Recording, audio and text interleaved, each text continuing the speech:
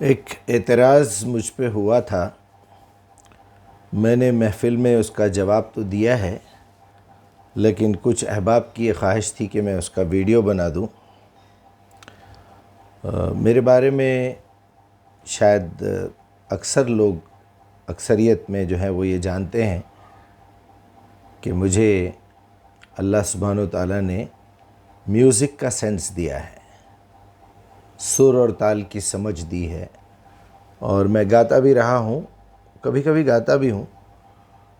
تو میں یہ سمجھتا ہوں کہ اگر سنگنگ کنٹینٹ کے اعتبار سے اس میں کوئی شرک، کوئی بغاوت پہ ابھارنے والی باتیں اور کوئی کفریہ الفاظ نہ ہوں تو وہ غزل، وہ گیت گایا جا سکتا ہے۔ اور میوزیکل انسٹرومنٹس میں اتنا زیادہ بیزی ہو جانا میوزک میں کہ آپ اپنے فرائض کو چھوڑ دیں، اپنے گھر کی ذمہ داریاں چھوڑ دیں، اپنی نیند خراب کریں اور جو ہے رات بھر جاگ کے دوسرے دن صبح میں سوتے رہیں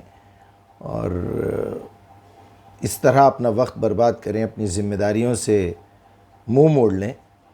تو وہ تو کیا میوزک تو کیا، دنیا کا ہر کام حرام ہے۔ آپ ڈومنا کھیلتے بیٹھے ہوئے ہیں،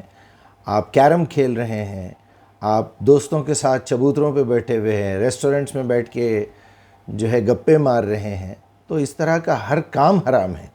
بلکہ اس سے بڑے بڑے حرام کام ہو رہے ہیں جس میں لوگوں کی غیبت ہو رہی ہے، جس کو اللہ تعالیٰ نے اپنے مردہ بھائی کا گوشت کھانے کے برابر کہا ہے قرآن میں، اس پہ کوئی اعتراض نہیں کرتا۔ میں نے ایک مرتبہ کہا تھا کہ ہم نے تو میوزک سے یا سنگنگ سے یہ سیکھا ہے کہ کوئی بھی بات کو سمجھ کے بولنا چاہیے۔ تب مجھے یہ خیال آیا کہ ہم قرآن کو پڑھتے ہیں، نماز کو پڑھتے ہیں، لیکن سمجھتے نہیں ہیں،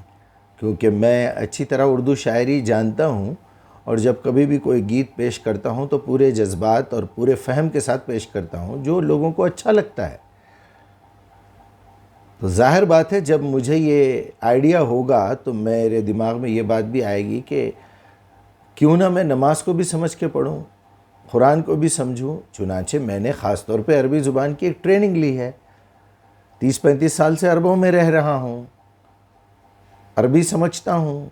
تو اس کو اچھی طرح ریڈنگ اینڈ رائٹنگ میں لینگویج کو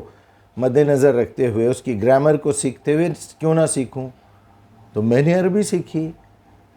تب اصل میں ہوتا یہ ہے، جو اعتراض کرتے ہیں اپنی کمزوری، اپنا احساس کمتری اور انفیریارٹی کمپلیکس میں مبتلا ہو کے کہ یہ بندہ یہ بھی کرتا ہے، وہ بھی کرتا ہے، وہ بھی کرتا ہے، ہم سے زیادہ بڑی فیملی کا ذمہ دار ہے، ہم سے زیادہ ٹیلنٹڈ ہے، ہم سے زیادہ ذہین ہے، تو اس طرح کے اعتراضات لوگ کرتے ہیں اور پھر منہ کی کھاتے ہیں۔ پھر اس پہ یہ اصرار بھی کیا جاتا ہے کہ بھائی آپ جواب دیجئے، دنیا کے سامنے جواب دیجئے۔ تو میرے خیال سے عقل کے بھی مارے ہوتے ہیں یہ لوگ، ویسے ہیں ہی عقل کے مارے، عقل تو ہوتی نہیں ہے۔ اس طرح کے سوالات اکیلے میں